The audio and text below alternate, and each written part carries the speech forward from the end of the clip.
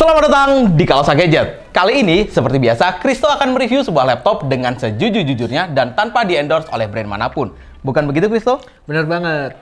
Masih ingat nggak dulu kamu sempat review MSI Pulse GL66? Ya, itu keren sih, lumayan sih.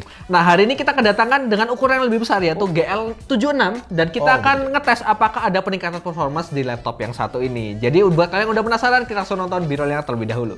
Check it out.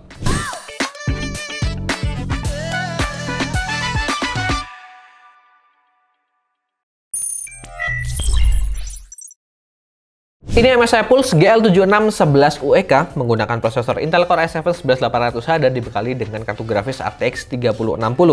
Operating sistemnya menggunakan Windows 10 dan dibekali juga dengan Office Student 2019 dan untuk harganya sendiri ada di Rp22.499.000 hingga Rp22.999.000. Untuk garansi dibekali MSI selama 2 tahun. Pertama-tama kita ngomongin dari tampilan luarnya dulu. Untuk material body dia menggunakan plastik polikarbonat serta bagian punggung layar menggunakan aluminium yang bikin layarnya ini jadi kokoh banget. Untuk layout keyboard juga masih sama seperti seri GL66 dengan feel yang cukup empuk untuk ukuran laptop gaming. Dibekali juga dengan backlit RGB tapi sayangnya masih belum per key. Dengan ukuran laptop segede gini juga sayangnya bagian numpad itu nggak dibikin lebih besar padahal masih ada banyak space untuk bisa bikin numpadnya lebih besar dan penggunaannya jadi lebih nyaman lagi. Ukuran touchpad juga sama, masih pakai ukuran yang sama dengan GL66 yang pastinya kurang gede untuk bernavigasi di layar 17 inch ini. Tapi selain dari ukuran touchpadnya, dia berfungsi dengan baik dan sempurna banget. Untuk dimensi ada di 39,8 cm x 27,3 cm dengan ketebalan di 2,4 cm. Dan karena dia ukurannya 17 inch, jadi bobotnya juga makin berat, yaitu ada di 2,6 kg. Secara desain keseluruhan sebenarnya ya, ini laptop yang kokoh banget, cuman masih ada beberapa elemen yang bisa diperbaiki lagi. Jadi untuk skor desain kita bisa berikan skor 7,5 poin. Kita lanjut ke bagian layarnya. Untuk bezel dia kelihatan cukup tipis dan proporsional dikarenakan ukuran layar yang besar banget, yaitu di 17,3 inch dengan resolusinya Full HD 1920x1080 aspek rasio 16:9. Dan panelnya menggunakan IPS level dengan cakupan color gamut di 72% NTSC alias hampir mendekati 100% sRGB. Dengan tingkat kecerahan layarnya ada di 270 nits waktu kita uji menggunakan display SDR test dan refresh rate layar ini ada di 144 Hz. Dan satu lagi layarnya bisa dibuka hingga 180 derajat.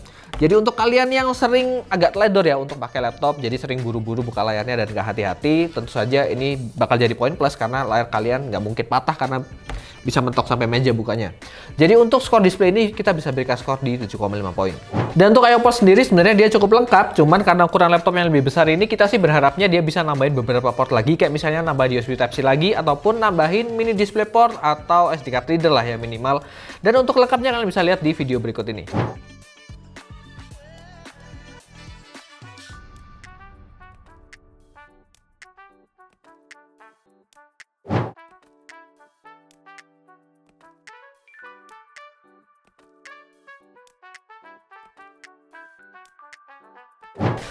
Untuk fitur masih sama seperti sebelumnya, dia masih menggunakan Wi-Fi 6 dan juga Bluetooth 5.1. Lalu terdapat software MSI Center, tempat di mana kalian bisa mengatur segala hal terkait performance dari laptop ini. Dan kalian juga bisa melakukan hardware monitoring serta mengatur dari backlit RGB-nya.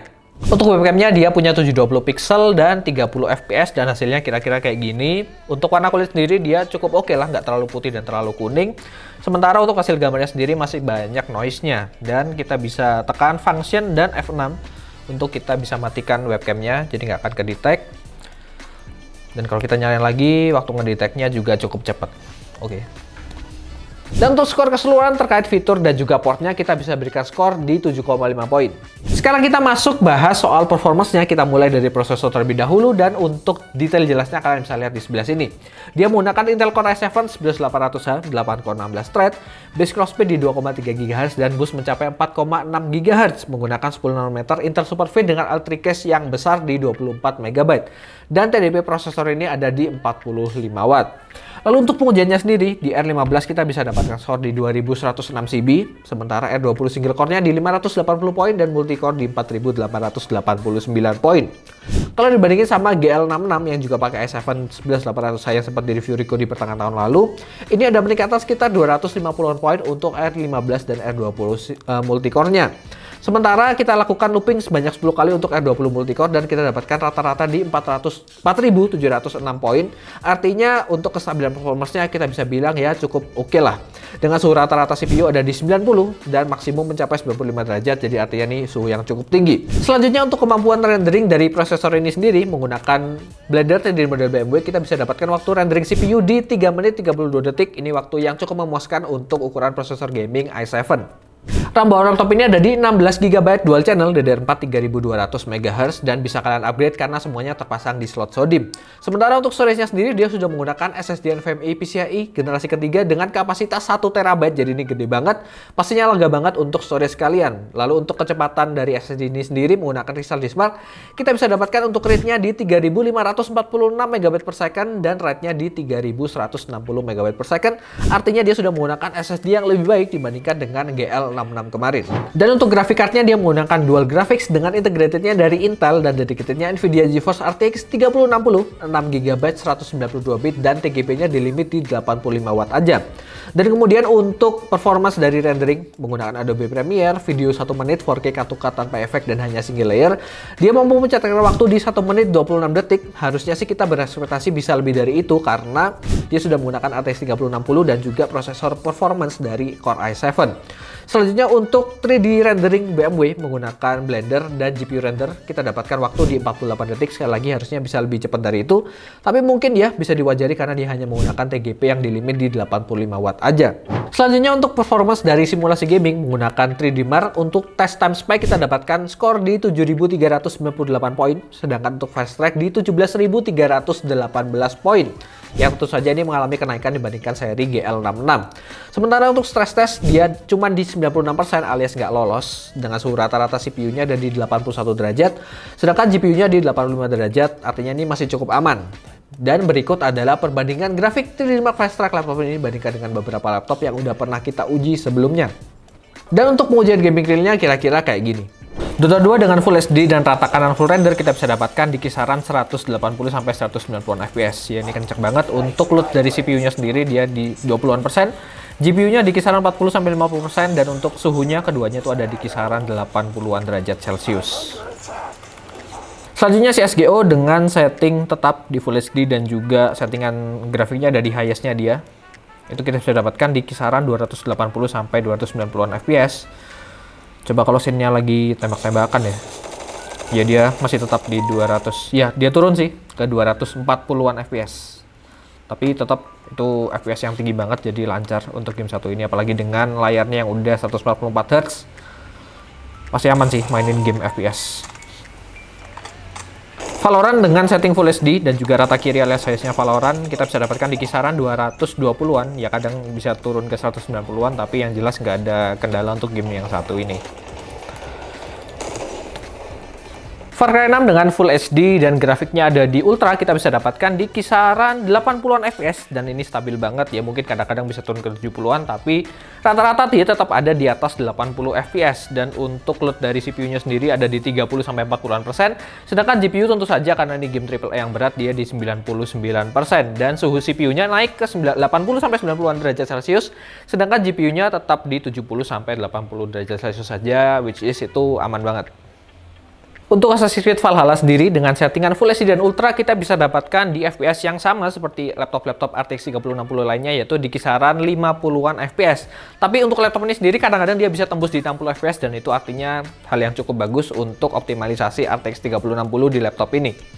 Sementara itu untuk opsi upgrade storage-nya sendiri dia lengkap banget, dimana yang pertama-tama untuk RAM-nya dia dual channel dan dua-duanya itu ada di slot SODIMM, jadi kalian bisa upgrade ke 32 ataupun 64 GB. Dan untuk storage-nya sendiri kalian bisa upgrade juga dengan menggunakan slot M.2 ataupun slot SATA, jadi kalian bisa upgrade baik itu menggunakan SSD ataupun hard disk. Dan berikut adalah video lengkapnya untuk bagian dalam dari laptop ini.